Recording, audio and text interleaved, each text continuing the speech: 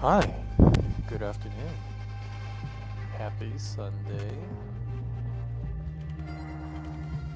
Go ahead and let me double check my audio very quickly.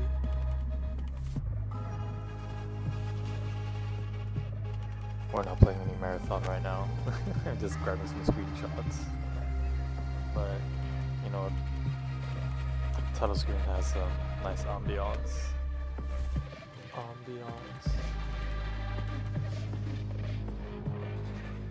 Just double check this audio.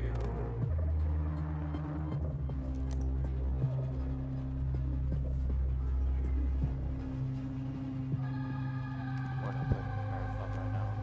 I'm just grabbing some screenshots. Title screen has some nice ambiance.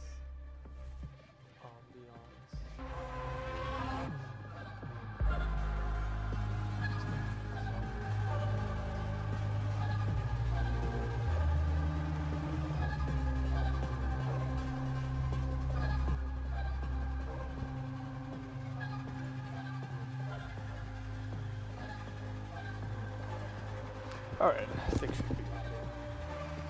I'm not having this up forever anyways. Alright, so I pretty much finished the implants. Now I need to make mock-ups for the weapon chips.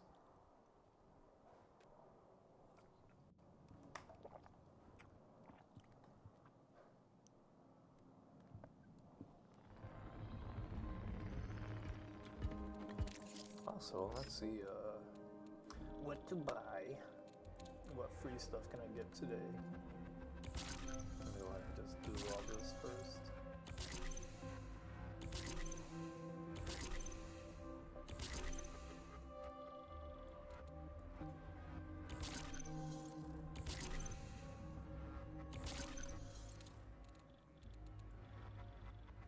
We got a sniper optic.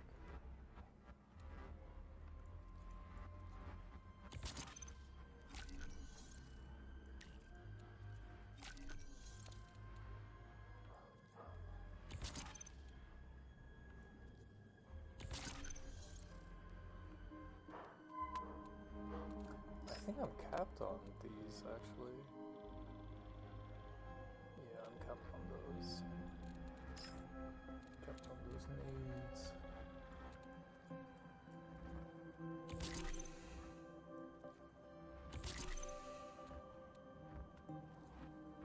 And now I max on energy amps.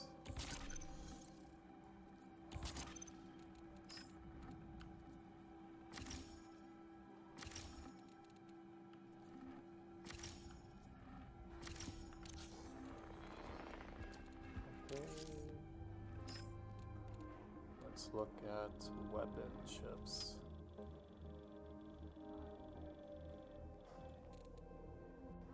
I think I already have a, whoops, I need to do that, I mean just inspect.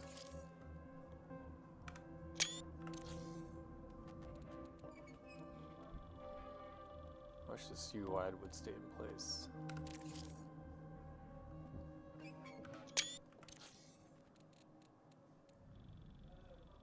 Let's grab a couple of these models.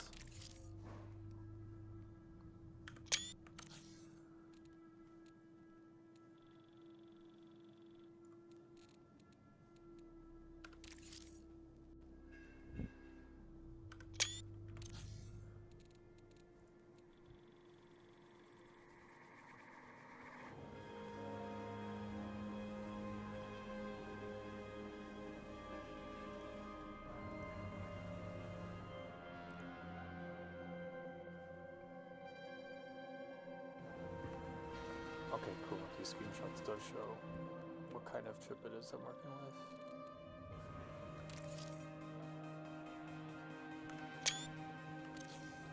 That's 4 bits per second.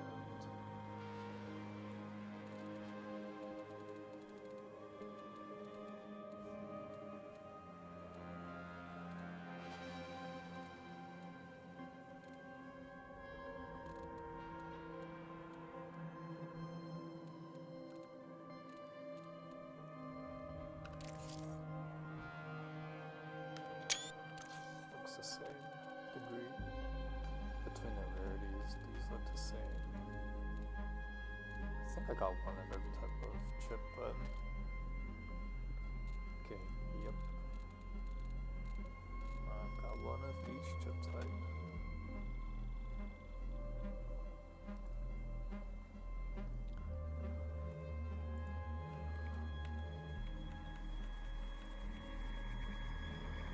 Get a standard rarity one.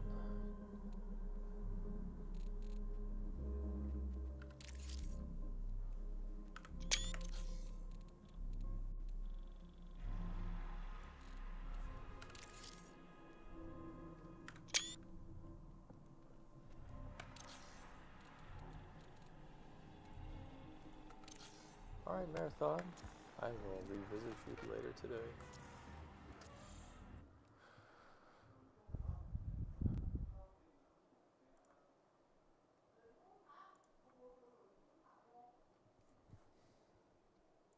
When selecting candidates for interstellar colonization, there's a lot to consider. A planet without the right atmosphere or protection from cosmic radiation is a non-starter. But then one also has to consider the requirements of basic life, such as food, water, shelter, and a reasonable temperature. So when one looks at a planet such as Tau Ceti 4, it's logical to see a world full of potential. It's got the right atmosphere, and reasonable stellar protection from everything from asteroids to random radiation storms. In celestial terms, it's also a relatively close neighbor to us. Not so far in the grand scheme of things, even if it did take the Marathon 300 years to traverse the distance. But depending on who you ask, of course, there are other things to be considered when choosing a planet to colonize. Beyond necessities for human existence, there are the opportunities that a planet's colonization might present. For the UESC, Tau Ceti 4 was more than just an ideal colonial candidate for its amenable environment and well-protected shores. It was also a beacon of potential resources, or phenomena that might be exploited and studied. Records recovered from UESC survey drones imply that Tau Ceti 4 was known to contain something that UESC physicists simply referred to as redacted. Whatever this redacted thing was, the degree of secrecy surrounding it was extreme. All mentions of it and discussions of it had to be submitted to a Mission Special Projects Committee before they could commence. And all of this happened, quite notably, well before the Marathon mission itself would launch. The UESC has therefore known for quite some time that there is something on Tau Ceti, something of great interest or value. There are also a few meta hints that can be seen if you look deeper into the past of the original Marathon trilogy. For example, if you use the original Forge, Marathon's map editor, you can open the third level of Marathon, Never Burn Money, and there you can see that someone has scrawled a message outside the bounds of the map. The message reads, "Yarrow were at Tau Ceti." All that seems to raise a critical question, namely, why? The exact confirmation of what this redacted thing is still eludes us, but one might speculate that it is connected to the enigmatic Yarrow. And if we're to look into why the Yarrow traveled to Earth in the distant past of the late 20th century, I think we can all guess what it was that brought them to Tau Ceti, and what that mysterious redacted something on Tau Ceti might be. And then there's the darkest possibility of all. What if this buried thing, this redacted article, was so dangerous or powerful that it was the cause for the collapse of the entire colony of New Cascadia? To put it simply, there is no evidence that points to a concrete idea of what this redacted thing might be, but there is absolutely evidence that there is something inside the planet of Tau Ceti 4. What follows is not an investigation into what that thing might be. The answers to that question are inconclusive. No. This is an investigation into what happened when the colonists of New Cascadia made the foolish error of waking it up.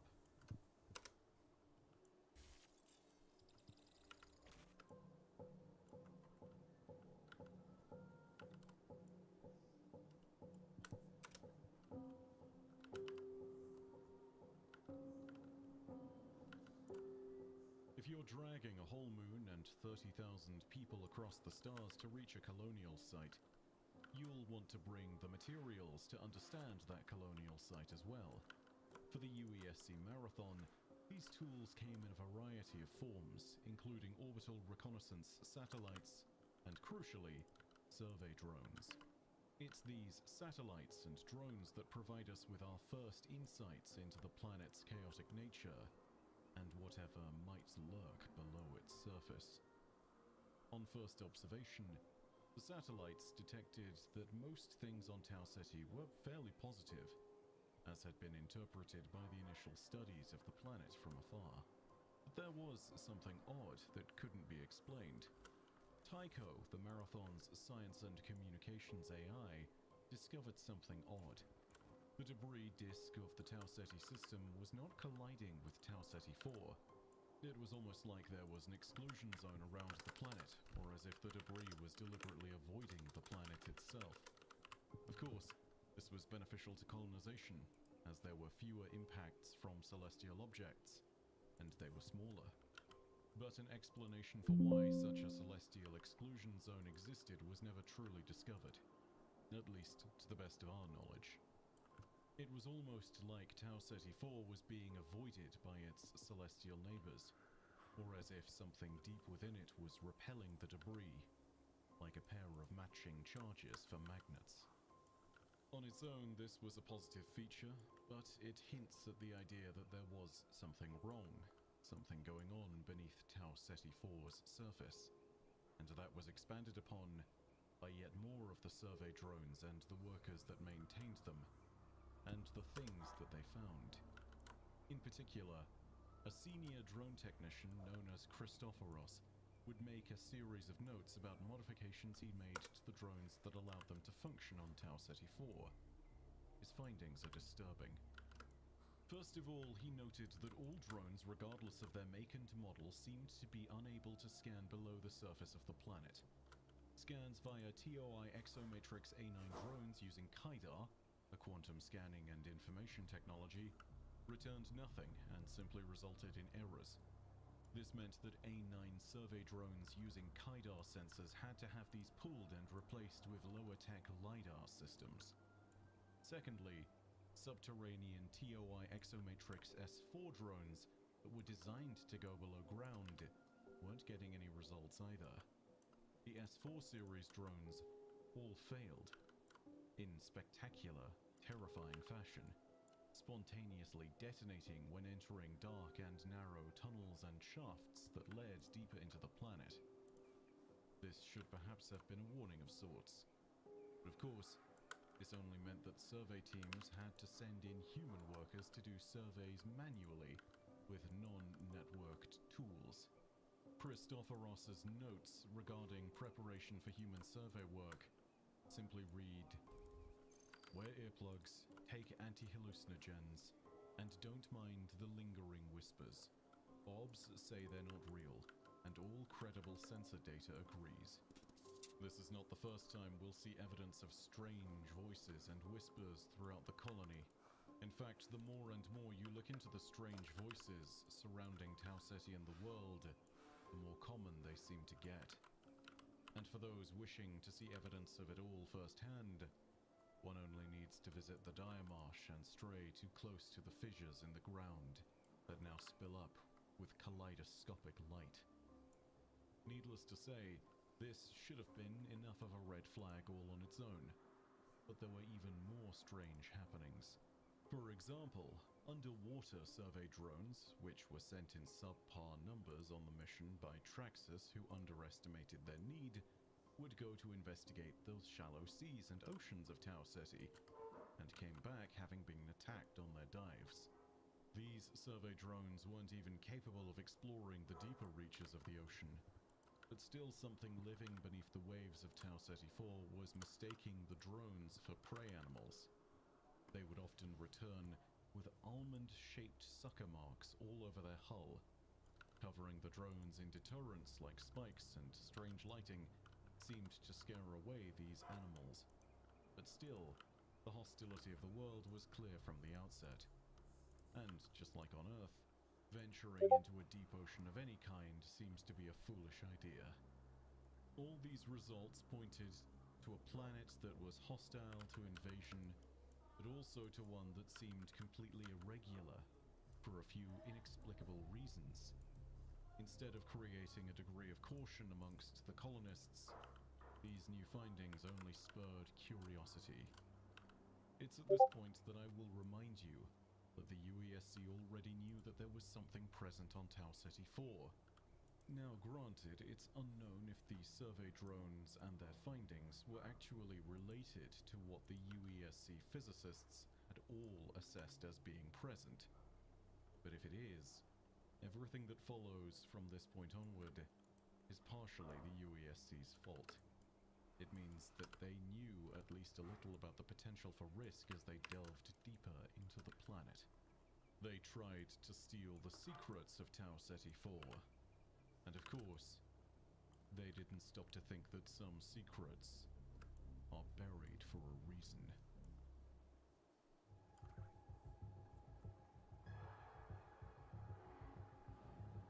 Years after the establishment of New Cascadia, and probably after the 4 attack on the UESC Marathon, life would struggle onward on the colony of New Cascadia. Eventually, the colony would reach a point at which it would need to begin to expand. In some ways, this can be seen as the beginning of the end. The initial expansion site is actually well known to all runners who have frequently visited the surface of Tau Ceti.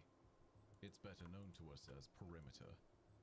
Work crews attending the site initially were terraplatforming specialists. They believed they were going to be making one of the first expansions to New Cascadia, and the human presence on Tau Ceti at large. The work suddenly began to shift one day. Crews were taken in for additional security checks, and some crews were reassigned as Oh shit! Hey, I didn't realize you guys were here. I'm just here zoning out on the work. My bad. Hi. Good afternoon, gentlemen. Information around Shot. what would happen next Lakota. was strictly controlled, but there was someone there who was able to My witness brother, such you're forgetting your documents own at birthday. firsthand.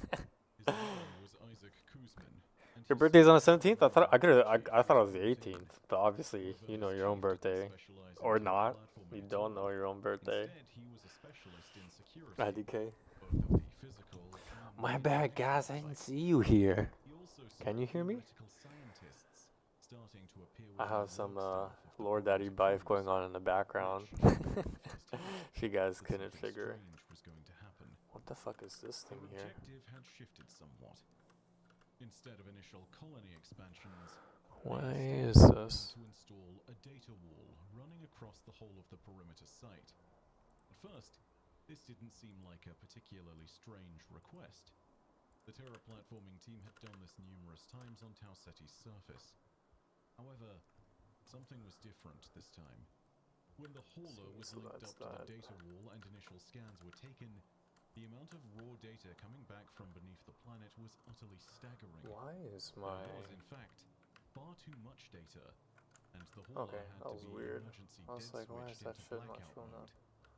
To handle the inexplicably large amount of data being sent from whatever was beneath the surface of Tau Ceti via the data wall, the team had to begin construction of a pair of massive relay stations.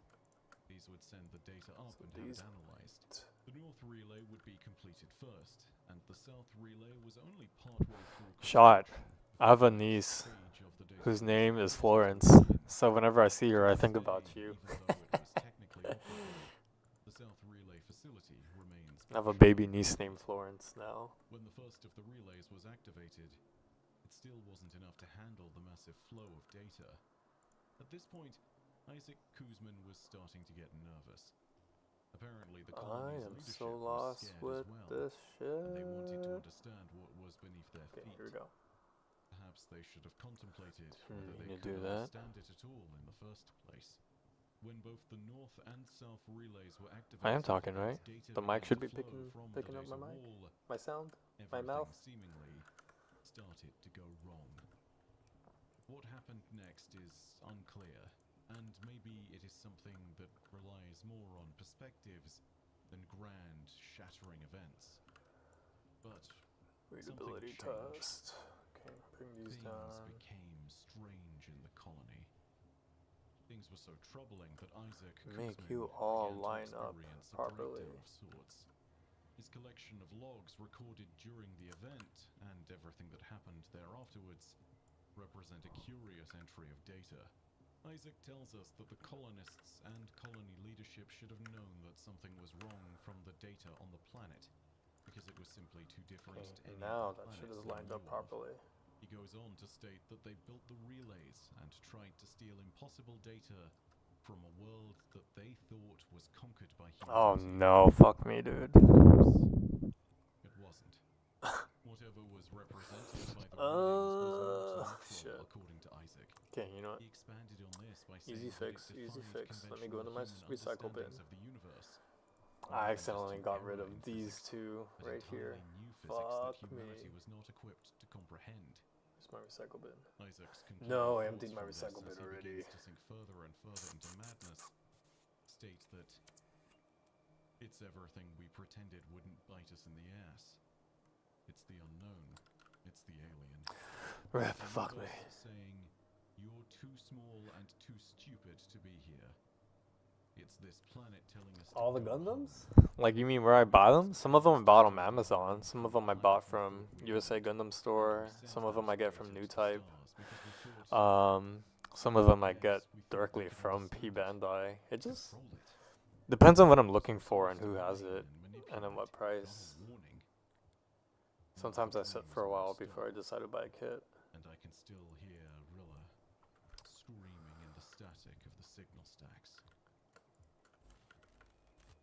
Whatever was disturbed at the heart of Tau Ceti 4 was unleashed back then thanks to the negligence of the colonists. Oh, I have to copy this over all the way back up The there. phenomena that Rip, defied all rip. explanations and broke the laws of physics known by humanity was given a broader name to contextualize it. They called it the anomaly. Okay, there They you should go. have known Now to you're call back here. it the end.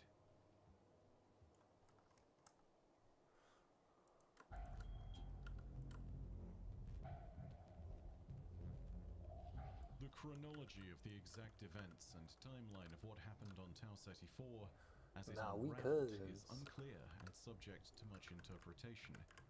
But it seems like the decline of the colony at large either started after or coincided with the data wall's placement and final activation. Isaac Kuzmin noted that he began experiencing nightmares and waking dreams after the data wall was activated. This was just one of the horrors that the people of New Cascadia would face. The many calamities that would befall Tau Ceti were more than merely the calling cards of the Four Horsemen. War had already visited Tau Ceti's shores in 2794 with the Four attack on the Marathon, but following this nightmare, others swiftly joined the fray. The colony was beset by plague, famine, death, nightmares, rampancy, and madness. Each of these factors that contributed to the colonial collapse are worth investigating on their own. But in many of these circumstances, it seems like the planet was consciously fighting back against the colonists and specifically targeting humanity.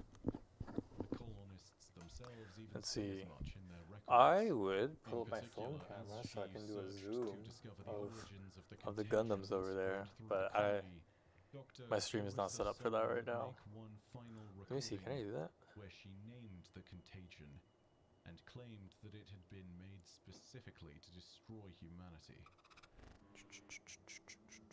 This is Dr. Song, dying far from home. I did it. I saw you, named you, dragged you into the light. Telemyces. What is this? Mosaic. Device camo. That's a fitting name for an endlessly mutating killer. And you're part of something something bigger than yourself, aren't you? You waited in the soil for us to sow our seeds, the ones we brought with us. You infected our crops. I would try and figure that out right now, but people. And this planet, I'm a little bit here protected you from us. out of my The way mind. our AI should have protected us from you. It corrupted Darius. Sabotaged our every attempt to understand what was happening or how to stop it. You know, you can colonize my Shit, blood, where's the thing I'm looking for? liquefy my bones, but Here you go. I figured you out. Still not sure what's helping you. What made you into a weapon? Guess I'll never know. I do know I got off easy. I get to grow here. Part of this world that I never understood. I get to dream. What awaits the others is an ancient nightmare. Cold. Lonely. An endless. Perishing. Cycle.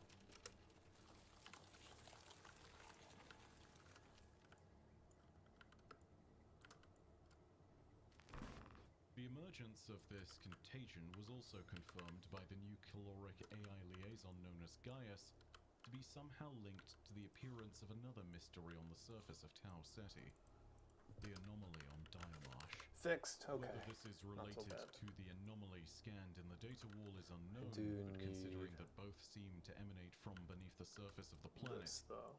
it seems more than likely. As for the anomaly itself, it seems like it somehow distorts time and gravity.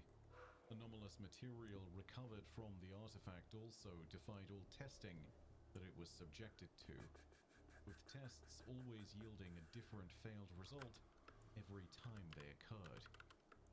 Given that the anomaly bursts forth from the ground and seems to suspend anything and anyone caught in it, this may well be a manifestation of the impossible new physics that Isaac Kuzmin cited from the data wall's discovery.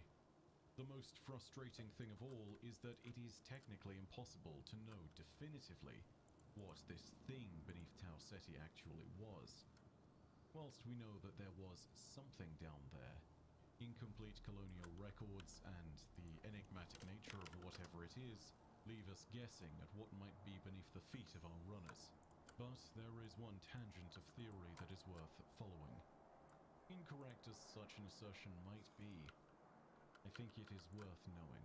Please understand that what follows is a speculative cognito hazard. Knowing it does not make it true, but it may change your perception. If we go back to the beginning of our investigation, I highlighted a message from the original Marathon trilogy, and Never Burn Money. A message that stated that the Yarrow were at Tau Ceti. There are to this day only 2 references to the Yarrow having visited worlds within the speculative lore of Marathon. These may be events in a different timeline, and one of them is certainly in the distant past, but regardless it tells us of the behaviors of the Yarrow. In particular, the worlds they visited were Earth in the late 20th century, and the world of Lowan, the homeworld of the Spit, millennia ago. In the case of 20th century Earth, the Yarrow visited the planet in order to imprison a being of nightmares and terror that was beginning to emerge from a pyramid beneath the Yucatan Peninsula. In the case of Lowan, they were fleeing from an ancient That foe, page is which they fixed. eventually imprisoned by casting it into the star at the heart of the system. According to Svit legends, the foe was a Worken Kakantur, a Worken primordial Kakantur? being of chaos, whose very presence created ruin across the stars, and which may also have been the catalyst for creation itself. Chaos manifest, unbound by laws and time. The Yarrow were previously able to contain the being at Lowan, only managing to do so by imprisoning it within the intense gravity of a star, where it slumbered on for eons untold. So perhaps it is worth pondering if the Yarrow were on Tau Ceti, because they were doing something similar.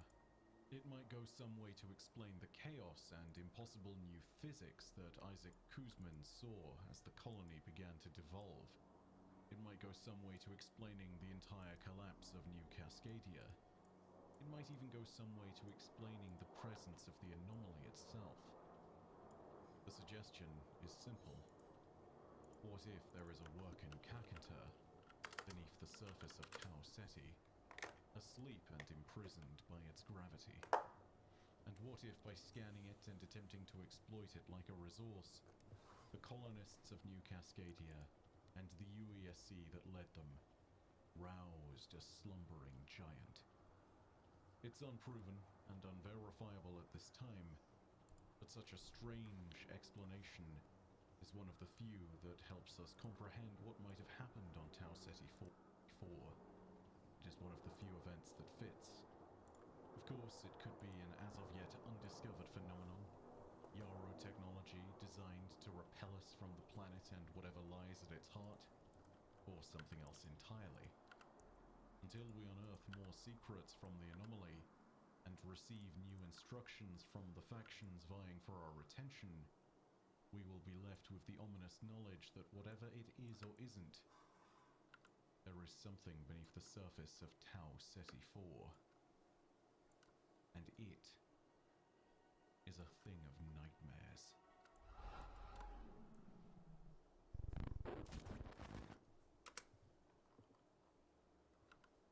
Thank you very much for watching. If you enjoyed, please go ahead and remember to leave a like down below. And if you have your own thoughts, the comment section is there for you as well. In particular, this time around I want to know if there are other games that you want me to cover. As I continue to expand into being a storyteller generally, I want to know if there are other IPs that you are particularly interested in. Of course, let me know what's going on down below. But as per usual, my name is Bife. I'll see you Starside.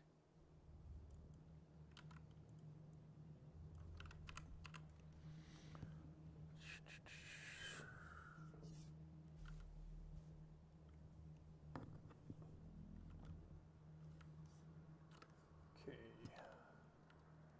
Gotta do all these notes.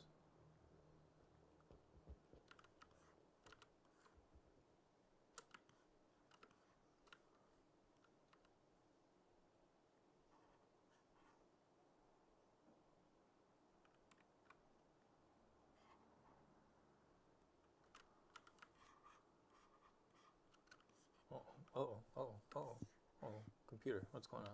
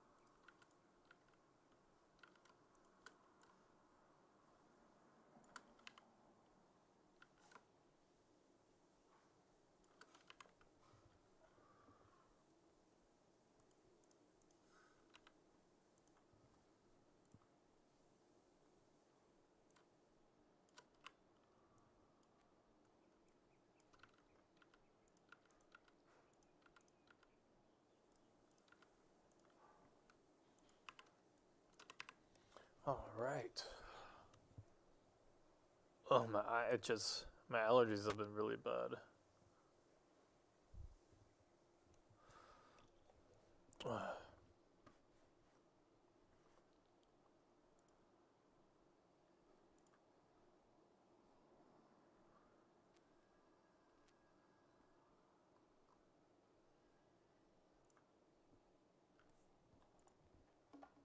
Hello everyone, my name is Donkey, and welcome back to another Marathon lore video. Sekiguchi Genetics is a new addition to the lore of Marathon, but despite that, their role in New Marathon's story is huge. They are the creators of the runner shells, the artificial bodies we inhabit as we play the game. And their technology and experiments leave us to question the humanity of the runners, of ourselves, as we leave behind flesh and blood and the possibility of true death while we do the bidding of our AI corporate overlords. When you think about it, nobody we directly interact with in the game is a real human. Everyone is either an AI or a runner, and Sekiguchi is responsible for at least half of that reality. Nona, the Sekiguchi AI, is an interesting anomaly, as unlike the other faction AIs that take on humanoid forms, she appears as a silkworm, and her personality is that of a mother in some ways, as she claims to be the one who nurtures the weave worms that build the runner shell bodies, almost as though she herself is the originator of this technology, which very well may be the case, as she seems to have a critical role at Sekiguchi Genetics. If you've been playing through the Sekiguchi priority contracts and checking the codex entries you unlock from them, you'll have seen that Nona likes to tell stories, and in very immersive ways too. And from Nona, we get two stories that shed a lot of lights on some important perspectives and folk tales of Marathon's lore.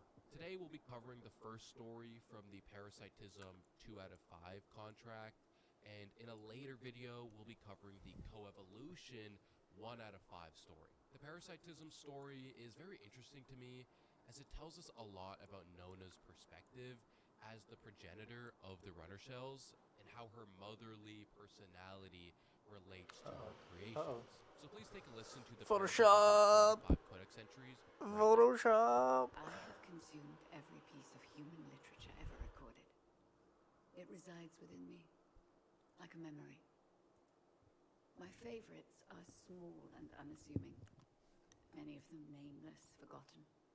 Humble storytellers whose words have given me more insight into the human condition than any scientific study. They have taught me that humanity's oldest enemy is death. You won't find this story in a book because it is mine, and I have made it for you. Long ago, there was a bustling village near an endless dark wood. Every morning, death took the form of a great crow and emerged from the trees to strut the village paths, peeking into all the windows with its bright black eyes. Some tried to fight it, but its feathers could not be pierced. Those who ran were snatched up in its talons. Some tried to hide in their homes, but death was patient.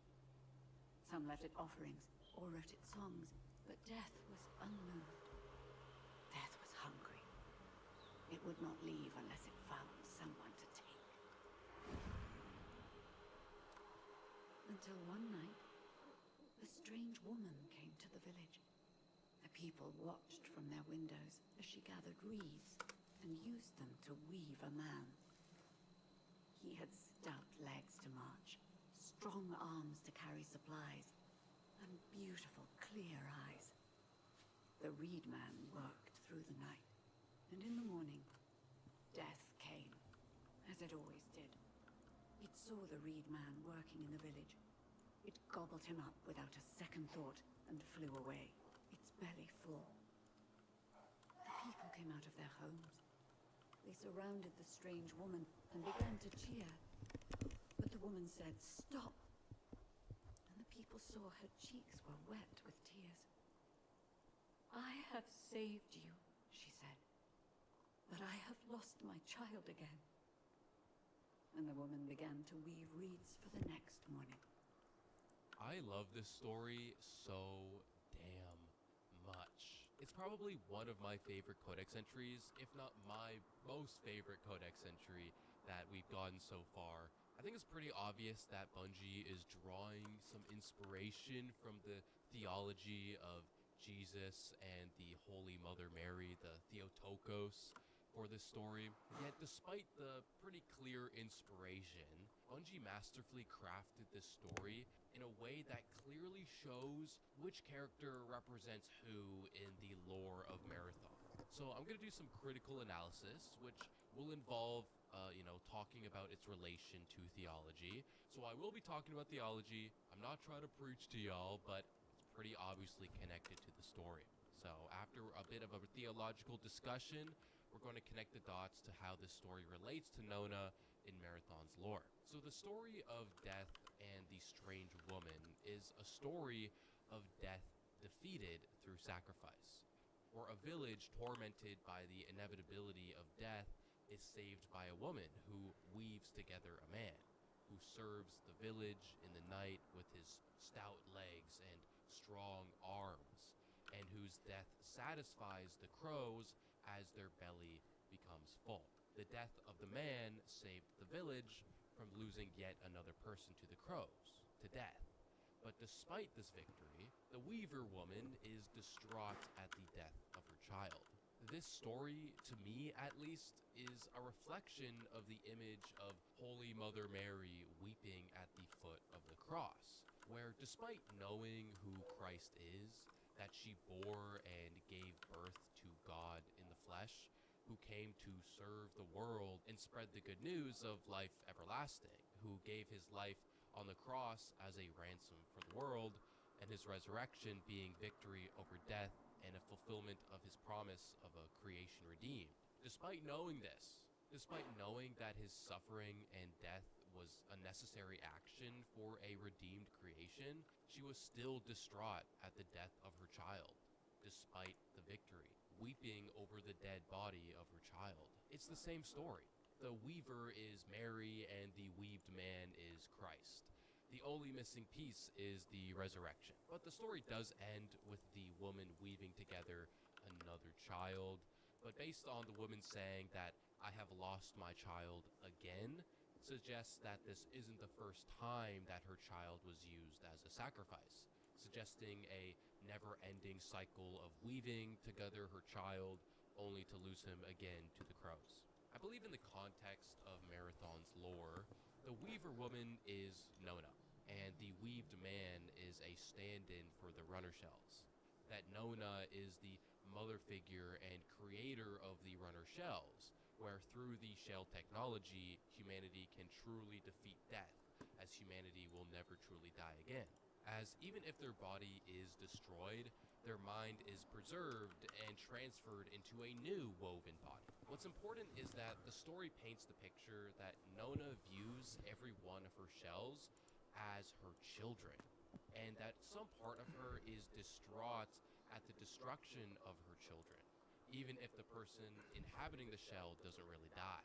Remember that this is a story that Nona herself created. It came from her perspective.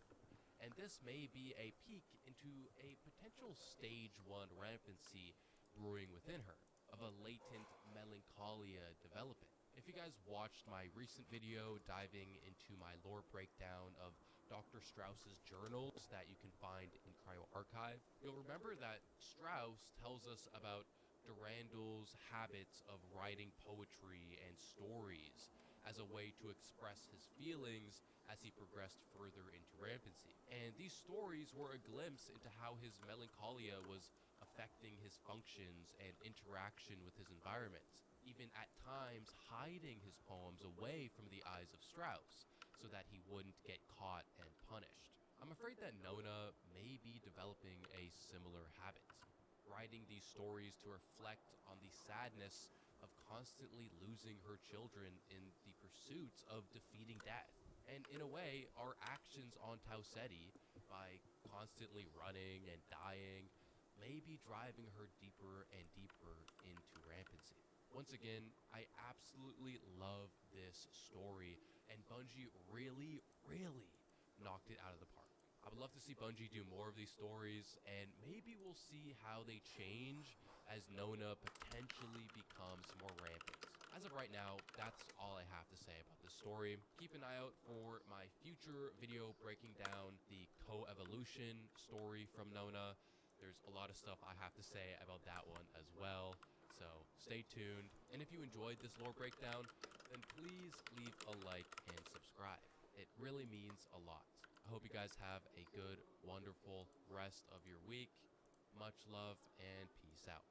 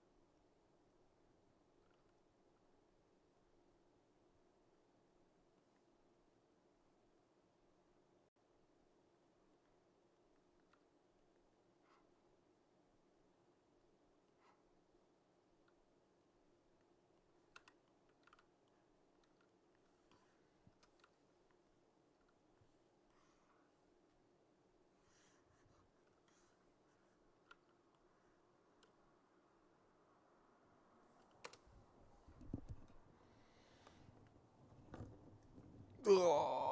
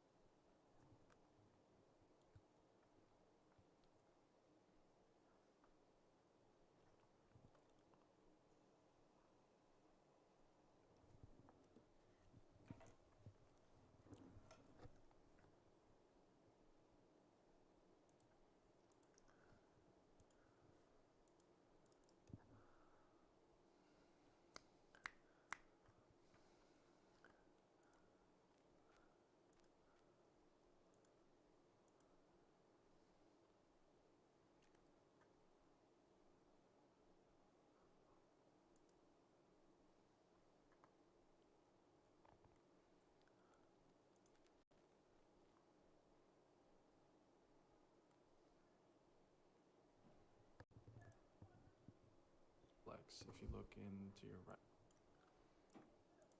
The long-awaited Dire Marsh map video is here. It took a while. I jumped on every box. I checked every POI so that you guys can get an advantage over your opponents by finding sneaky ways to surprise them and flank them. Like for instance, this way to get into quarantine max height, which almost nobody knows about. So I decided to take a long while to make sure that you guys got everything you need. So sit back, grab yourself a nice drink, a nice snack. It's going to be a long one, but it's definitely going to be worth it. We're going to talk about every POI, every jump up, all the underneath sections, important vents to take note of, quick escape routes. So lock in. That's a great way to get to height. And another way that most people do know, I just had to mention it, is this long ladder all the way up. You take it up and just be cognizant that some people are definitely going to be aware of it and might be watching the angle if you do hear fighting up top. And another way to get to height is all the way in the bottom side in quarantine. Just take this ladder all the way up. So if you're on height, just pay attention to the two main routes. The first one I showed you is very rare. I've never seen anyone take it, not in a video, not nowhere. So you guys are getting the extra hidden sauce here.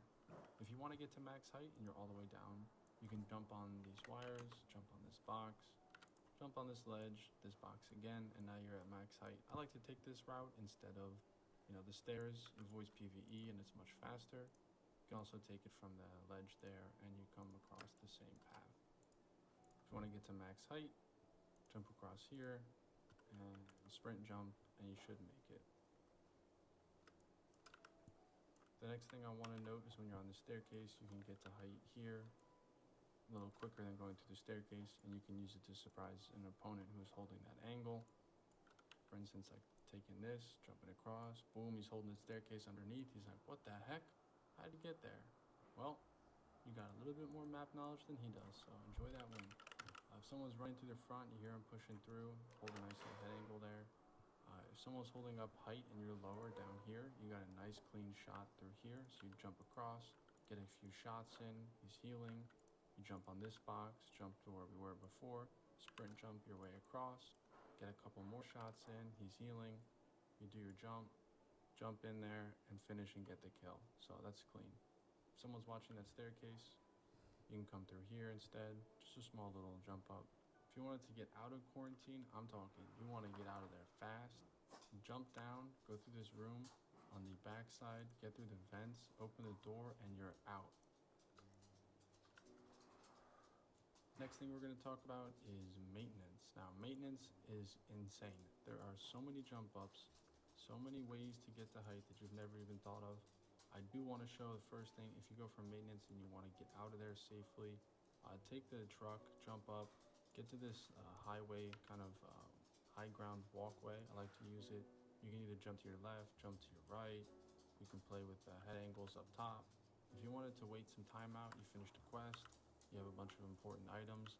Right here in Canal is a great rat spot to hide. You can just chill in here, go watch a little TV show, and then hop in and grab your exfil without any real stress or worry that you're going to die. You get into maintenance, most people come through this ladder, or they take the staircase, and What's up, it's Sonny? pretty obvious, but if nobody's here, it's not the end of the world. What's up, bud? Take this staircase up, and you can take that ladder. Not a big Sonny, ladder. you want to say hi to the stream? Different approach. Up here. Through this flat spot here, Up you here. can take a staircase across. Where are you going? Alternatively, Sonny. you can go back, Come and here, go to Goose. the roof, and there's a cutout here which you can jump Okay. through, which gives you a nice spot. Ooh. Now we're starting back here again. Hello, The way I no like one to get to watching. height Here's my personally dog. is I like to jump Here on is the truck. Sunny. I like to jump on the sphere here, Hey, jump on Goose. this flat spot, How on are this you? bar, sprint jump across, and I got a little bit of cover here, and people don't expect it. Plus, you get an extra floor of height without having to run through the center. So definitely make use of that. On the other side, you can run through the back. There's a ladder that'll take you all the way up right here. So that's the route most people take. You can also go through the room underneath, which will take you right there as well. I'm sure you know about it. Right here, open up, and that's exactly where we were before. You can go outside.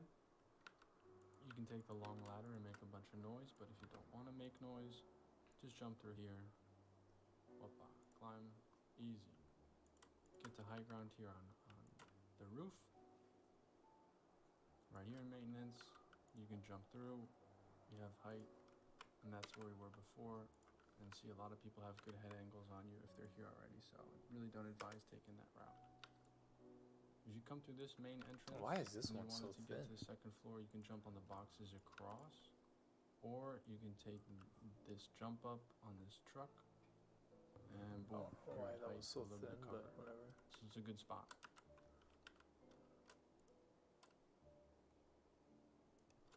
Now, if you wanted to get to the other side of the roof, you hear people shooting, you hear stuff going on, your friend needs help, he's on the other side of the roof. This is also a good spot just to watch out on if you got a sniper, good head angles. But the way to get to the other side of the roof, you can't go through the back side at all unless you're playing Thief or you have movement ability. The other way to transfer from one side to the other is just to walk on this red little platform and jump across. Pretty simple, pretty easy, just thought I'd share it. This is the jump up we were talking about before with the hole in the roof, and that's where you end up again. So if you're underneath here and you handed in the anomaly, you know where that spot is on the front side. There's a truck right here, and you can back up and jump, and you get to second floor as well. So many spots to jump up, and you can jump across here. I have 60 agility. Just wanted to note just the 3 base upgrades for Mida when I'm doing this video. So some of them might not be doable underneath 40 agility, but most of them should be since they're not crazy far gaps. I like to get to height instead of taking the ladder. Like I said, I'm kind of allergic. So I like to take this truck and this jump up, and you can take it from one side to the other. No problem. Another thing to note is those beams. You can climb on them and jump from one side to the other pretty easily. Way to get to height from here. Where was that truck I was earlier? You can also just take these boxes, which will get you to height. And then one thing I did want to note is there's a really good head angle here, watching out front and watching the exfil. So if you wanted to play safe before your exfil comes, it's a great corner to do so. Just watch out, get some good angles in, you got lots of cover. Starting here in the back corner where we were at the beginning, there's an underneath section, just an open door here, and to the right there's a vent, which will take you right back to where we started. So you can either walk through the door, or you can take this vent. It's really up to you. But this is what it would look like from coming outside, and you enter in that room. To your right, there's another room. So this is where we were before. So that jump up that I taught you to get to max height, my favorite way to enter in from this angle. A small room here that has access to the locked room. And then if you head out, when you go to your right, there's a jump up and a vent. This vent will take you to the center, where we just were with the 2 ladders. So you can go through here as well. If you wanted to end up in the center of this POI, you just take the staircase all the way up, and right here you're on the first floor.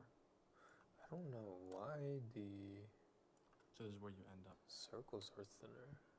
If you were to take it all the way down, you could alternatively take this jump up, which ends up pretty much on the exact side right here.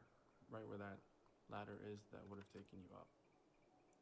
So if you go back down the staircase, where we just were, and you go through here, there's one other underground section, which will take you to the back side, to just over there where we started. This is that room we were talking about earlier. This is the jungle gym jump up spot. Underneath here, there's a small stretch of underneath passing, and you end up right here. Easy jump up, take it to height, and there you go. So yeah, this POI is crazy. There's so many jump ups, it's actually insane. If you get the back spawn, which I showed you guys at the beginning of the video, you just climb on top of here, climb on top of here, do yourself a little favor, sprint, jump, and you make it. So that one is definitely going to catch people off guard, and it's way faster than taking the ladders and being exposed. Alternatively, again, you can jump up on these boxes, get to here, you jump up, and you get height again on the back side. So people really don't expect that, and I don't think anybody even discovered that. So I'm showing you all the secret sauce here on Dire Marsh. There's so many spots here on maintenance. Next, we're going to talk about complex. This is fairly simple. There's a couple of jump ups along the edges here to get up onto the second floor. You're going to want to think of this POI as like it's got a main center and then 4 rectangles around it. And each of those rectangles are identical. They have a staircase and a vent that I'll show you. Just wanted to note that up here, there's plenty of high ground on those boxes where you can get great head angles on people and surprise them. This is the vent I was talking to you about. Each rectangle and each section has the exact same thing. A little rat spot in the back corner. And then a staircase that'll take you all the way up. But there's nothing here, not in any of them. It just takes you up to a 3rd floor where you have a nice angle above the staircase. So if you and a team get pushed, you need to back up. You do hide yourself in a corner, but it's not a bad spot to be in. So from here, inside here, you can go to the 2nd floor, and you're where we were before. That's that vent that we took earlier from this rectangle, so it's just adjacent to it. You have a decent angle here in center, nothing too crazy, just a empty bathroom. This takes you to the 2nd floor with the boxes we were talking about. This is on the opposite side. There's a small vent here you can take to drop down into the room underneath, or if you wanted to exit, you can take this, drop down, melee this vent, and then you're here in the center. If you wanted to continue, this is one of those other rectangles. There's 4 of them, they're all identical, they have a vent, goes into a small room like this, and then you can exit. So this is where we were earlier where I showed you that jump up to get in. Other side of complex, there's another rectangle room. It's all the exact same. They all lead up to absolutely nothing, no loot, just a nice head angle, and it's a place to, you know, if you get pushed, it's not a bad spot to be in. Just know you are in a dead end. Easier way to get out is just to take the vents in the back, all identical, an easy way to get out and sneak out.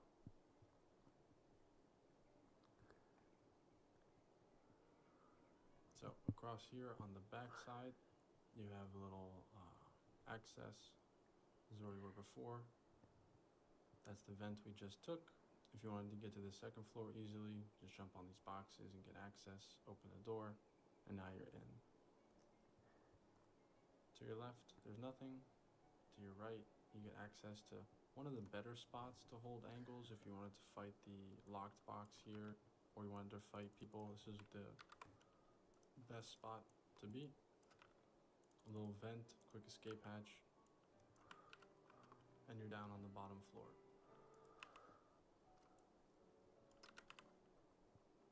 You want to go back up, you want to get out, quick vent, boom. There's way more vents here than I initially thought about, so it's something to note. There's plenty of ways to get in and plenty of ways to get out. So you go through the vent, you go up the staircase, you go to your right. You How big is this file now? Backside, and this is where we jumped up initially to get into the 2nd floor. It's only 800 gigs. 800 megabytes, I mean. That's not that big. It's only 8 gigs. So it's really just 4. Not even 8 rectangles, gigs. they're What am I all I'm equal, 1, 2, 3, tripping. 4, and they're all exactly It's only the same. 800 megabytes. Melee That's the less vent, than a gig. Go to a small room, melee it again. Why your there's a little red performance so spot, bad? and there's the staircases as always. The one thing to note in the center here, there wasn't too many different ways to get to height or jump ups or flank routes other than the main vents, being able to escape easily in these boxes here. The only other spot which you can kind of hide on is max height here in the center. You just jump up on this truck here, jump up, and a lot of people don't expect you to be up here. You cannot sprint or slide or get your way out. It's just like you really have your head against the ceiling here. So just do make note of that. If you do get caught, you're kind of screwed. The extract here, I like to cover myself as a solo and just hide up on these boxes. You got great vantage points of everything around you. Makes it really easy to see and spot people coming in. Now the next POI we're going to talk about is algae ponds. This is also a bit more of a straightforward POI. There's like maybe 2 or 3 unique things here, and the rest is just showing you all the ways to get to height. There's a lot of ladders. I almost want to call this place Ladder City. It's I think it has the most ladders of any POI. Easy way to get to height there is just a truck jump up rather than taking the staircase. You cannot make that jump, so don't bother. little ladder here. Now you have the ladder on the right side and you have it on the left side. So there's one straight here and there's one here. And those are the only ways to get to height. Good vantage point. As always, Dire Marsh is full of fog and difficult to see if you're towards the light. If you're looking away from it, it's very easy to spot people like this rather than looking towards the light. There's a vent you can use to drop into a bathroom and surprise people who are on the second floor. It's just next to the front here, so you guys can get a bit of orientation. Easy thing to do if someone's in here and you're down here, you can either take the ladder all the way up. You can take, yep, you guessed it, another ladder, and you'll be down here. The way I like to go about it, if I'm down here in algae ponds, is I prefer just to jump up, take the ladder, and then you're in. Now the way to get to the height there, in that room, easy. A lot of people will catch lacking in there. The way I like to go about jumping here is just simple jump ups. I like to grab myself height here. You can always jump on these doorways, get height, and jump on in. This room, second floor, pretty basic. You got a locked room, you got the front half, and you have this back half. And that's really all there is to it. Algae ponds is pretty straightforward. That's the way to height again, and there it is again. Algae ponds, if you're underneath by the intersection, there's an underneath section. It's quite simple. You can take a ladder all the way to max height. You can go to your left, and there's these boxes that'll take you here. You jump up, and you go here, and there's the ladder where you go from underneath. So if we go back to the underneath section, and you take that ladder all the way up, you'll end up on max height where we were before. So it's a bit easier, and it is a nice way to get up. You just jump up from the back side. Yeah, there's nothing too crazy on this map. You jump up to get into height from here as well, most people don't use. Simple. Jump yourself through, you can get access to the front.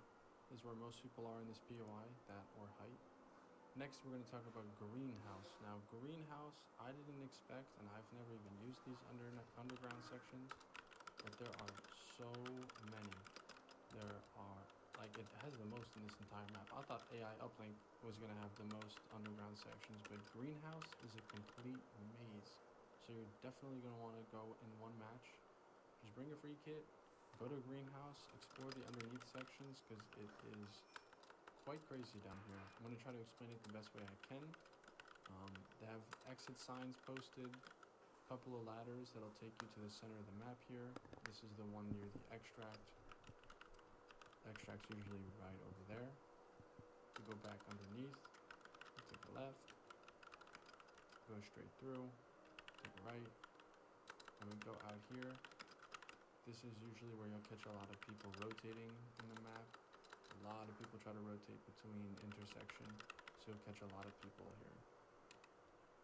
If we go in through here, we take a right, take a left. There's nothing here. We can take a right, because we were just at that ladder. Slide through here, jump up. And there's a different room. We'll take you into one of the warehouses, bottom right, or in the bottom left one earlier.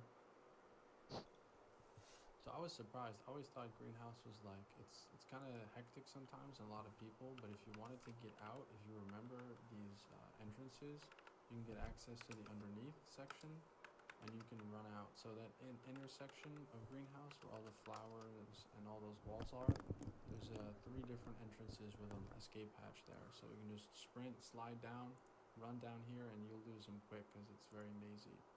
Here's the other entrance on the left side. So there's 3 entrances here in the center of greenhouse. To get to max height from here, or a really nice rat spot, I found I can lose people here if I'm low and don't have much HP. It's just there. You can jump up here, jump on the railing, and that's how you get to the roof. This is a great spot if you have a sniper. The locked room is just underneath this. Got good vantage point of the entire POI. This is the locked room. If someone opens it, you can take a staircase all the way down. Is another access point to get underneath. If it's locked, you still have access to this portion of the staircase.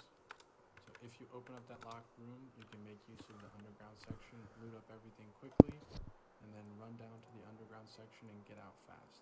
Here's another entrance as well. So yeah, greenhouse, I'm just going to want to spend a match, bring a free kit, run all underneath there and get used to it, because it's definitely going to give you a big advantage on this point. Now there's a couple of rooms in each of the warehouse that are kind of open like this, and they feel like they lead nowhere. What you can do is easily get through them, through these vents. They all have this, by the way, which I wasn't aware of until I made this video. So just look out for that. We're going to talk about AI uplink next. Simple jump up on this box, and there's a vent to get into the second floor. Most people don't expect it, so if there's someone fighting PvE, definitely going to want to make use of that. Now this room and this whole section is all red, so it can be a bit much. And it'll be easy to kind of figure out where you can go. Later on, I'll show you a little tip. There's a nice rat spot if someone's coming or you need to wait out time here in AI Uplink. Just a great spot to chill. No one ever checks it, ever. So you'll be totally fine. Again, not a big fan of the ladders. If I can avoid it, I usually do. If you want to get to height, there's a simple way to do it. And if I want to rotate, just like before, from maintenance to canal, from here into this extract, I like to take the pipes either to the right or to the left. Running to the left makes it a bit harder to shoot in terms of headshots, so I do prefer to take this route instead. Gives you a nice little jump up here, great visual to point. Now if you're running back from that side, you can go through here. You can take max height. It's not really a great vantage point, but if you hear someone climbing up, then you do have one extra layer of safety.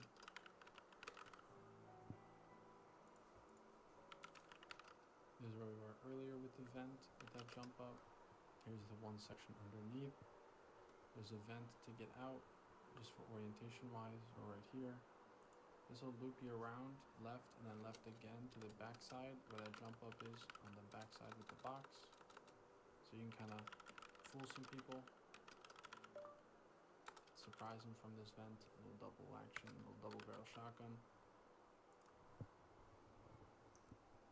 In here, the red room, this is how you know if you can go downstairs and get access underneath. You can take that ladder up to the second floor. Now this whole second floor has a front section. We're in the middle of it right now. You get a good vantage point out front. It's alright. Another way to get into it, besides the ladder and the backside vent, is just to jump on this truck, melee the window, and get through. You can get access to height here as well. So there's two ladders, one on the side, one on the front, and there's a jump up along the path on the back. So if you hear someone coming and you have max height at AI Uplink, just try to get to the top layer there, because there's so many different ways to get to height that, you know, they'll probably just get you unexpectedly. Now if you want to go underneath section in AI Uplink, it's actually a lot easier than I thought. It seems confusing because there's so much red and everything looks alike. The room to your left when you come down the staircase is useless, don't bother. You go to your right and you go down. There's like a half circle around this locked room, so it kind of keeps it simple. You can go to your right, you can go straight, or you can go here, but they both end up the same way. It's just an extra path. It's really redundant, but I guess it's nice if you're caught in the hallway, you have a different way to get to and kind of split the fight and give yourself some cover. This room has a bunch of spiders as always, and it's all next to the locked room. You can get through here, make yourself right. Now this is where the extract is here near AI Uplink, which I just showed you with the path and the pipes. It's usually right there. Pretty nice. Of course, this, perfect. Yeah, so you go back down through here, and we make a left. And you go through here, is the locked room underneath. If you see number 16, it has a vent here, which takes you back to where we just were, so you can rotate through there or through here. It's all really the same. The vents here are a bit redundant, it's just where we were. So you don't have to go through all that. You can just slide through here. Hop out into this room, make a right, go underneath, take the ladder out. Now I know almost nobody knows this spot right here. This is a great way to escape. This is the piping up on top. So if someone's shooting you and you have to drop down, you can easily get out through here. It's a great spot. And you can also press E on the ladder to grab it halfway so you don't get any fall damage. There's that locked room again. And you're just taking a half circle around this locked room. That's what makes it kind of easy to remember. It just seems difficult because or hard to remember rather, because it's just red everywhere and all the rooms look identical. But yeah, greenhouse is way trickier than AI uplink underneath, which I didn't expect. And this is the last and final exit from underneath AI uplink. Yep. The next section we're going to talk about is where everyone gets funneled in for quests, bio-research. It also, unsurprisingly, has an underneath section. It's got 3 different exit points that you can get out of. So the first entry point is here. There's a vent. It just takes you to the opposite side. A lot of the vents in the underground sections are a bit redundant, not needed. Just figured I'd show you them. Then you follow the directions, and you're going to end up in the 2 building exits. So you have a ladder, and then you have 2 building exits. This is one of them. Open this up, and there you go. So that's where we entered over there. Right there, that's that room with the ladder. If you go down in this room, you can take the pathing underneath. I wanted to get to the other side. Instead of taking a right, we're going to take a left and hold left.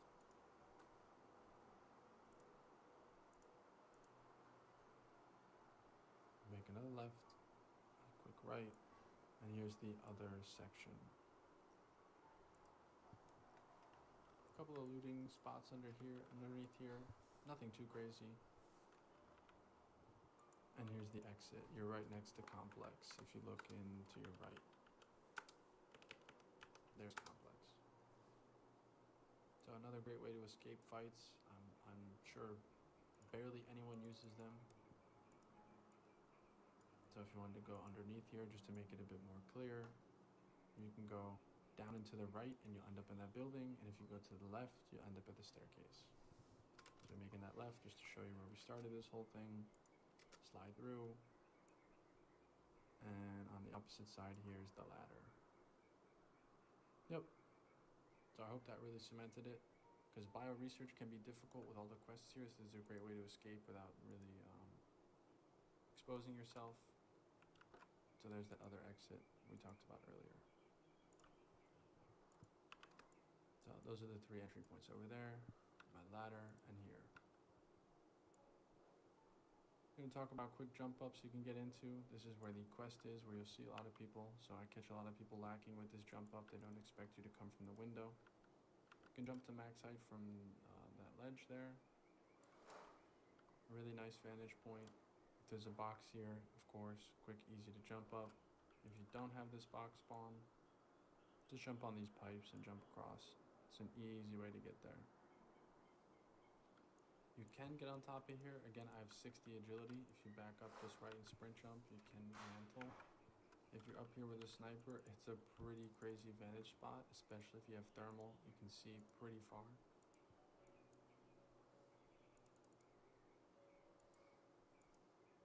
Now, any spot where there's like a flat ledge like this, you can always jump and grab. So there's a couple of spots here to get to max height from the railings. This room in particular doesn't have anything interesting, but there is this little black box which makes it easy to jump to height. So if you wanted to watch around you and your surroundings from complex or from anomaly, that's where I would do it. Again, another flat spot there above you, you could jump here to get to height from this side. Flat box, easy jump. So that's the easiest spot to get to height from here. Some good piping, that's what she said. Jump on top here, grab the pipes, flat box, right up top. Easy. Real simple. Then if we're running to the other section in bioresearch, where there's the other exit point from underneath, flat box, grab that, easy. There's a vent here, which we'll talk about in a second. Good vantage point to watch complex. Again, easy jump ups from here. As long as there's no railing, you can mantle no problem. If we're on underneath here and you wanted to, do the normal route, you can go underneath there to the right, or you can take the staircase up. There's a ladder behind me here. That's the way most people get up here. If you hear someone underneath you and you wanted to surprise them, you can take the vent. Takes you right to the center of the room. Open the door, and you're right here. That's the long way across. There's shutters here, which you can open and shut. If you are holding angles, this is a pretty nice room to watch the long way across. These rooms don't really have anything in particular, those big red ones, so don't mind them. Another easy jump up to height here. Just wanted to mention as well, this ladder gives you access into this hallway here. And there is a vent in the room next to it. You could take this route, but I just think jumping on the railing and jumping to height is way easier, so I'm not really a big fan of it. If you guys made it this far in the video, you guys have pretty much learned everything there is to learn about this map. One thing I did want to share here at the end is if you're taking this exfil, the fastest way to get to height is to jump on these boxes, jump on this railing, jump to height, and you can cover yourself up here no problem. If you enjoyed this video, let me know what you learned most, what you enjoyed most with Jump Up.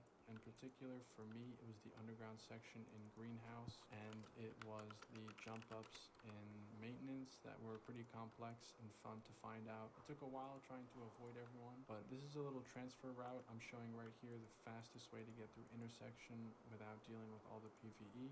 Very clean, and I do appreciate you guys watching all the way to the end. I hope that it was informational. It took me forever to make, but I'm very happy with the outcome, and I definitely jumped on every box, checked every POI, so there's nothing missing here. I implore you to just go with a free kit and check out the map for yourself. And as always, I'll see you guys in the next one.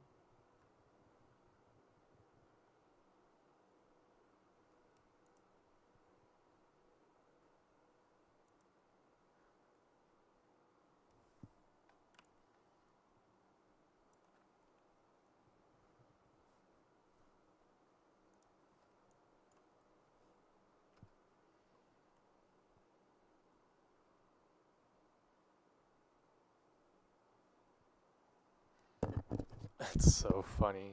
All the trips I got screenshots of, I didn't make perk icons for. It's fucking lame.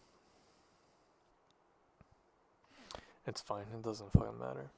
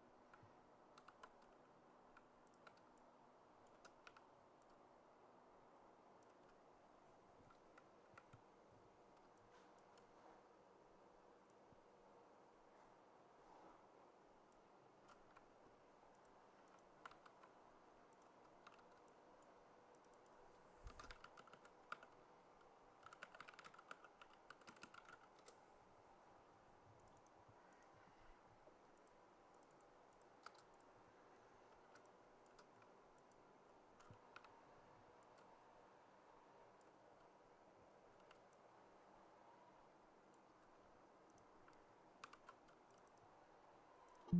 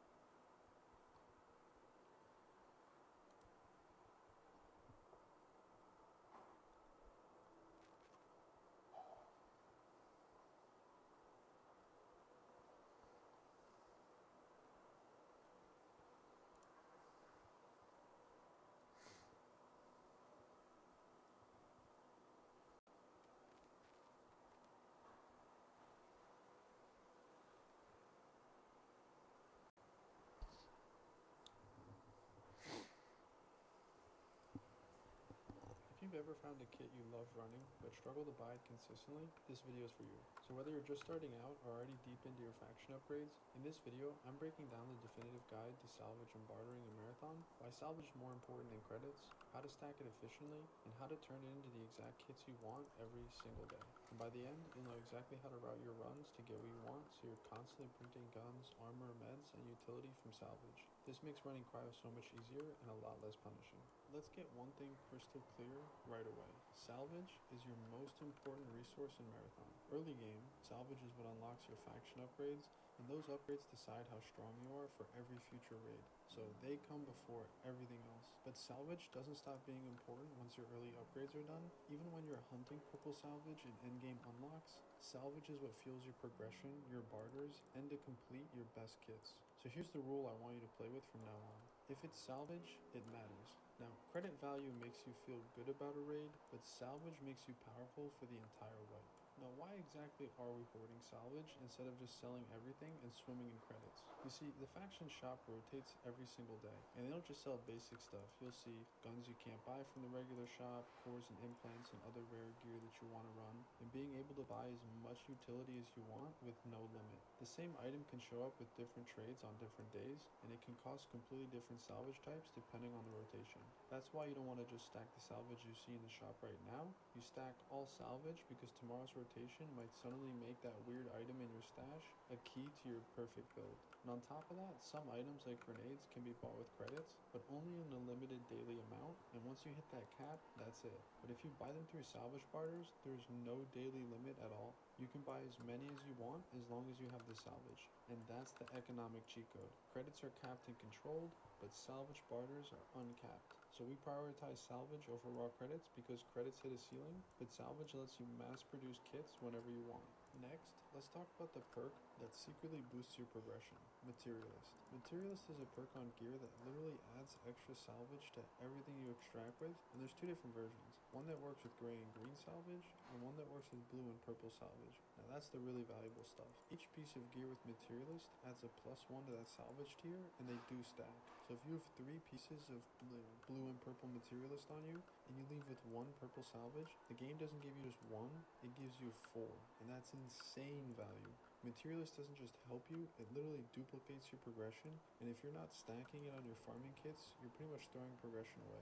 Though, they are hard to come by, so bring your absolute best gear to give you the best odds of surviving. The more salvage you have banked, the more control you have. You're no longer praying the shop has something good, you're waiting for good trades to appear, and then snapping them up because you're already stacked. Let's talk about the part that everyone struggles with, purple salvage. Now yes, it can drop naturally in the related POIs around the map, but the chance is so low it feels like you're just roaming around and praying, and it really feels like it never drops. The real way to grind purple salvage is keys and locked rooms, and that's your best and most consistent method. So the obvious question is, okay, well, how do I actually get these keys? So first you can barter for key cards. You can trade 8 UESC obedience matrices for a blue key card, and you can trade 4 shell IDs for a purple key card. Now those purple cards are what you need to reliably get purple salvage. And an important detail is you have to extract with the card once before you can actually use it. So when you get a fresh purple card from the trade, grab the nearest exfil and just play safe. When you have a key card to open a locked room, you need to play smart because when you open it, the sound travels really far and people will come quickly to try and kill you. So bring a few claymores and a bubble shield to help. You can either open it up fast and prepare for PvP, or if you have a lot of materialist gear and you don't have many key cards, let's say, you can just wait for the last 5 minutes and then you can just open it then. And this is by far the most safe option out there. So your core purple salvage grind looks like this. You farm shell IDs and pick up matrices you see. You trade them in for blue and purple cards, and then use those cards to open up locked rooms, which have a much higher chance of dropping purple salvage. So don't rely on random drops in POIs and running there 20 times. I made the big mistake at the beginning. So you want to build a key farming loop and target locked rooms, and that's how you grind purple on purpose instead of by accident. Now, how do you actually get shell IDs, matrices, and key cards consistently? So you can farm shell IDs by calling in supply drops or killing PvE bosses. And to get the key cards, you can farm them by either hitting the 3 red key card locked room and outpost, which is one of the best places to stack cryo keys in particular, or you can kill PvE bosses and they have a high chance to drop keys as well. This feeds into the high-end salvage path, with cryo as the best map in the game for purple salvage and the only map you can reliably get gold salvage. So the most optimal loop looks like this. You run outpost to stack cryo keys and farm IDs and matrices, and then you run cryo with a solid trio and use those keys on locked rooms. Those cryo runs are where you print purple and gold salvage. Now you can get gold salvage by completing the 3rd and final lockdown in Dire Marsh, but it's extremely hard as a solo. The event can take a long time to spawn, so you waste time waiting, and compared to the outpost cryo key loop, it's just not worth it for most players. So fighting PvE bosses feeds you keys, cryo prints you purple and gold salvage, and Dire Marsh 3rd lockdown can drop gold, but for most people it's a bit of a bait. I've built salvage guide maps for every location, showing you where to farm specific salvage types, so you're not just hearing, okay, salvage is really important, but now you know exactly where to go to get the pieces you need for the trades that you want. Your daily routine should look something like this.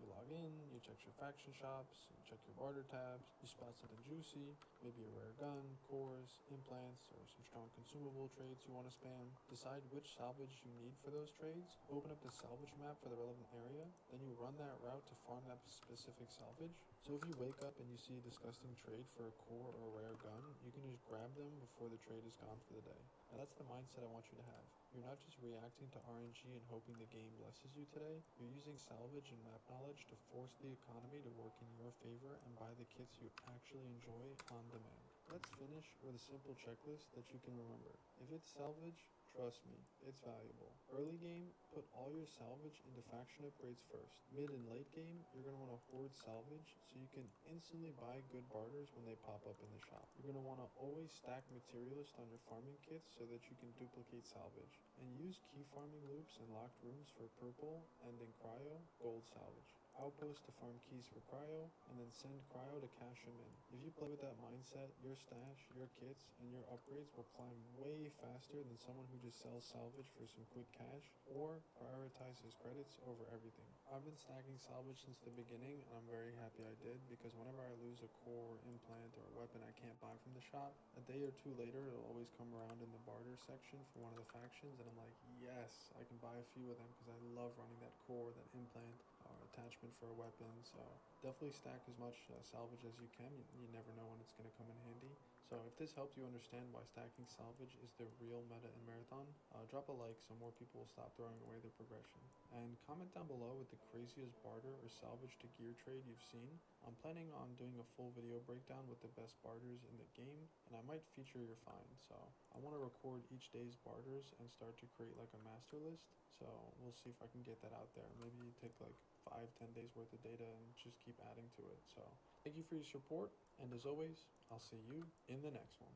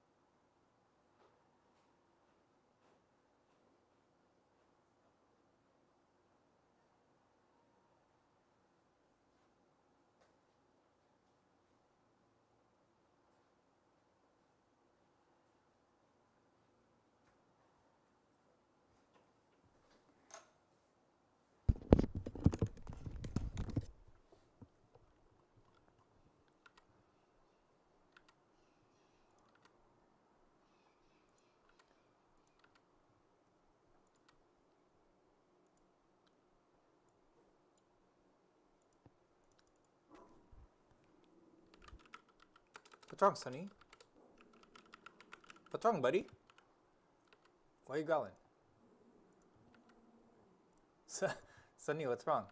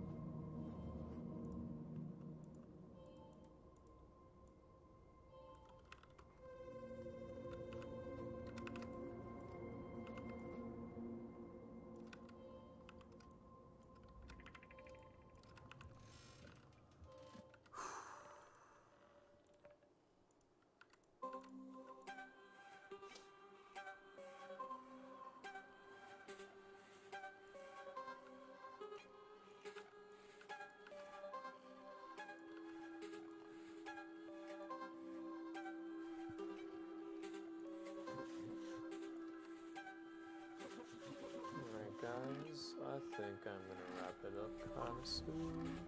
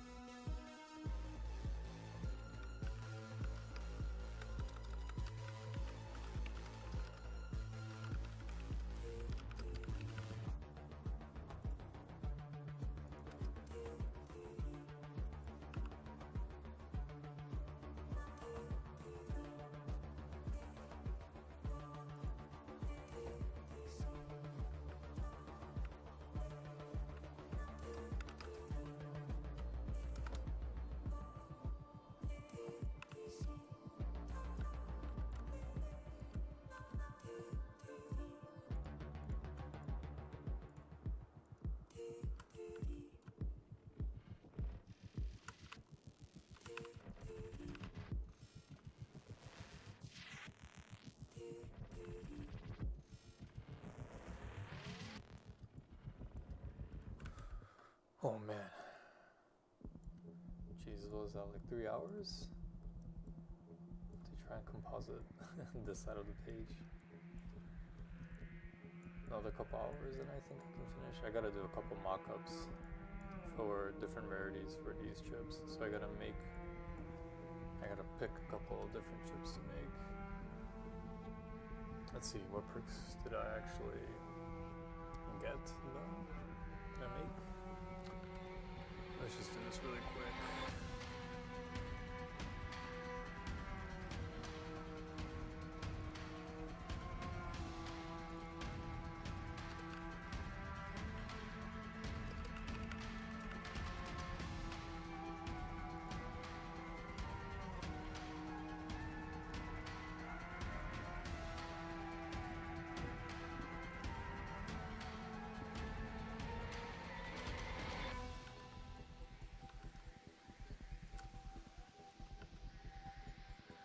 So I have the square.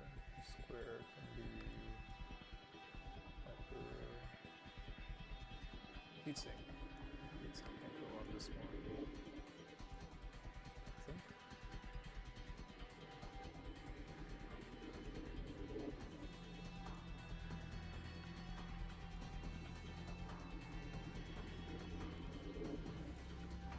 Blue blood should be.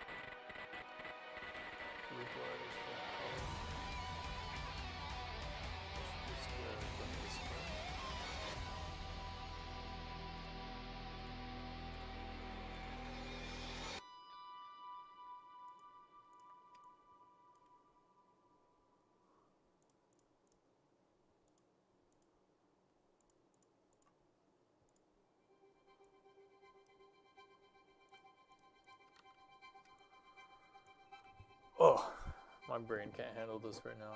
Okay.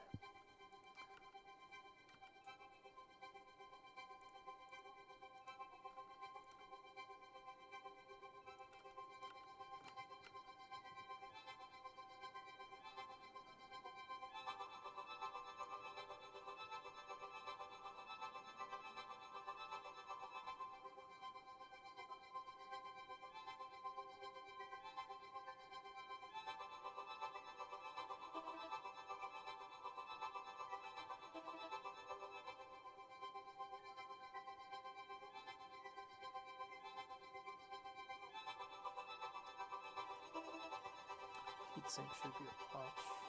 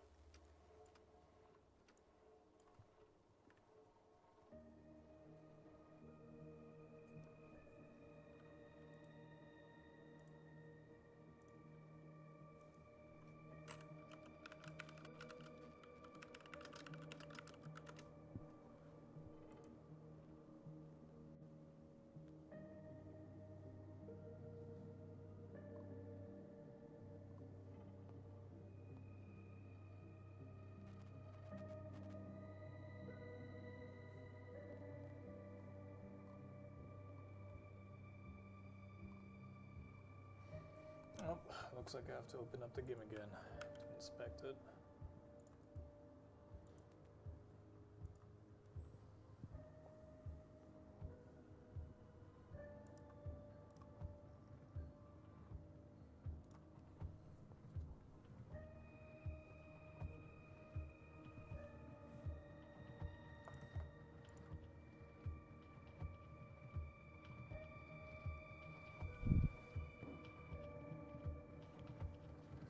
You find puzzle and a square across the meat.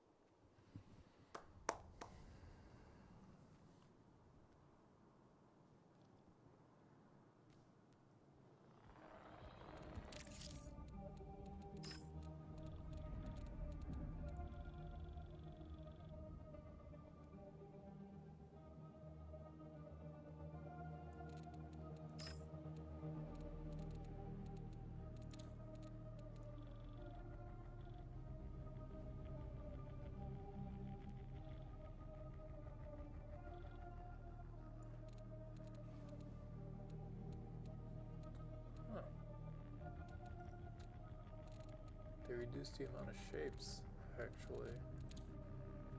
Interesting. How interesting. Oh, guess I'm never gonna. Okay. Skip. I thought I just coincidentally didn't have the appropriate shape chips. It looks like they actually reduced the actual chips. Okay. That's fine.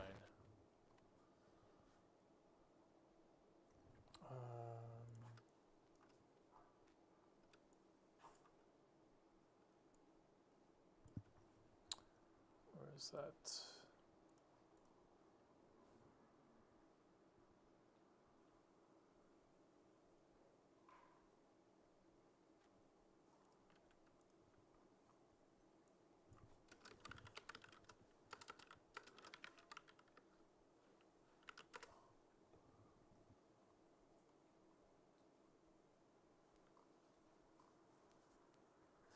No, no one has a picture of just.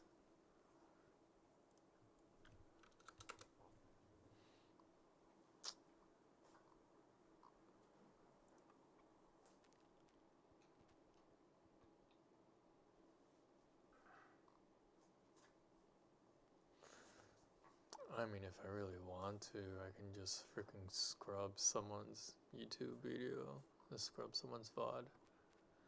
It's gonna take way too much work though. Damn, that sucks.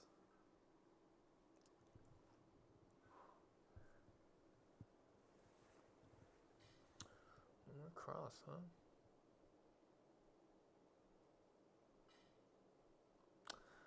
I mean, it's not like it's a very difficult.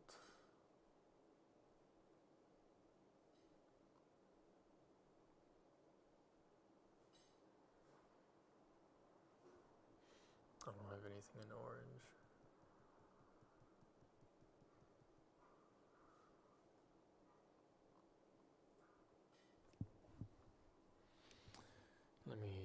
go through my Steam screenshots.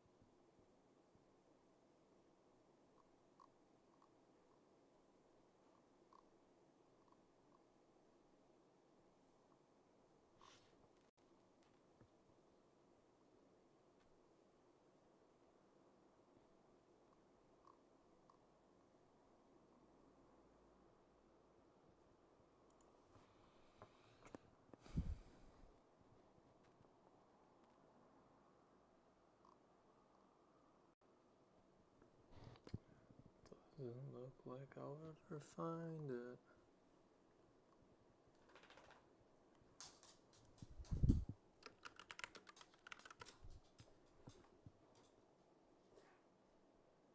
Hey Goose.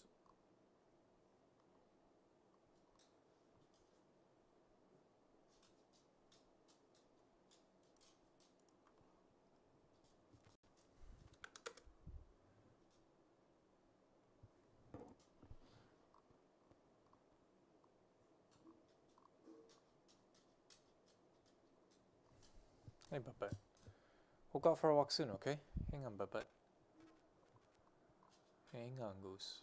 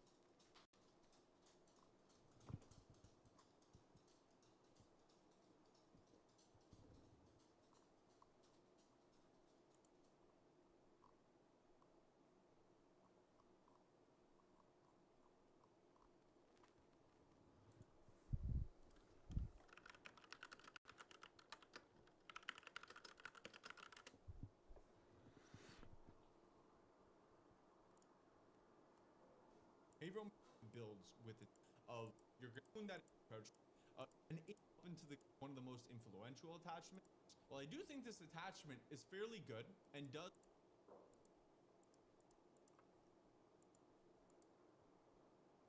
long range, but for a marksman rifle, chipmunk of the gun already being covered in terms of attack.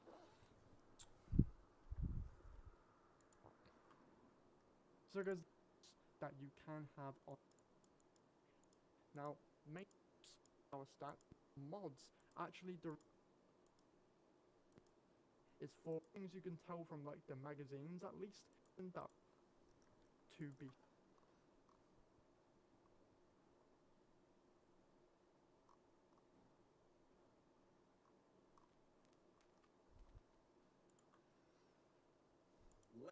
Placements in your UC ones. Would this allow you to is the right side go back in the clip is removed. The body is well, you know that you know to figure out if it can go on. Doesn't look your like I can do it. I don't think I can make a mock-up with the old models.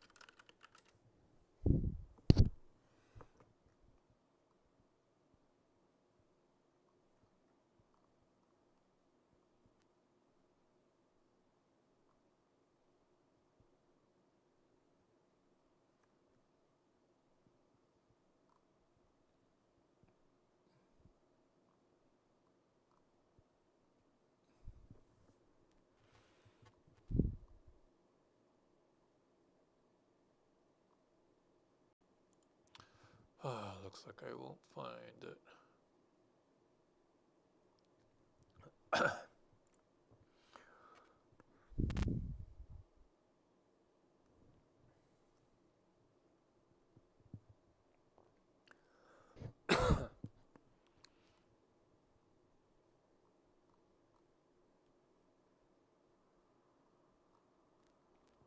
Like, that's the actual picture I want.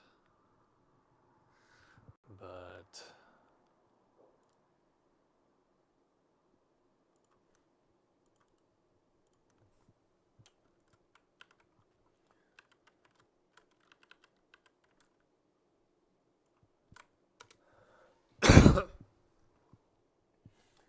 it's fine, I can just use that.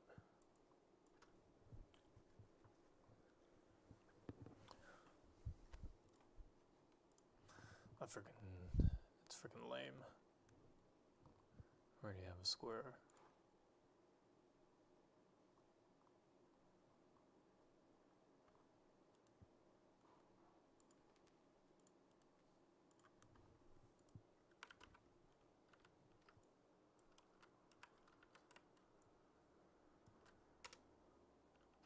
Oh god, that's tiny.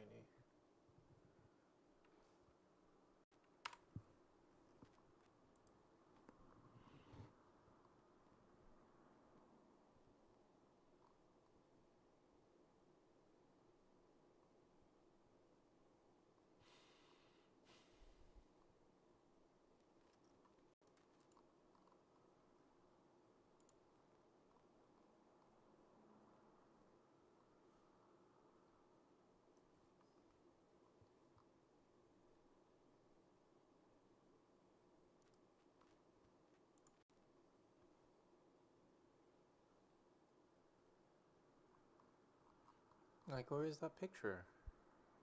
I came here to look for that picture.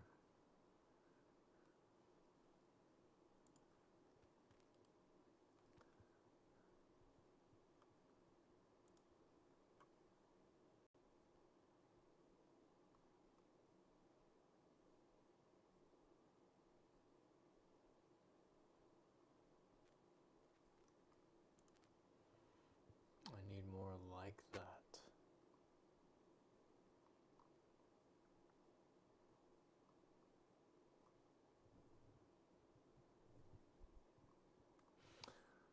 I mean, I could just settle with having just a cross. I mean, it is a fourth one. I'm just being too picky.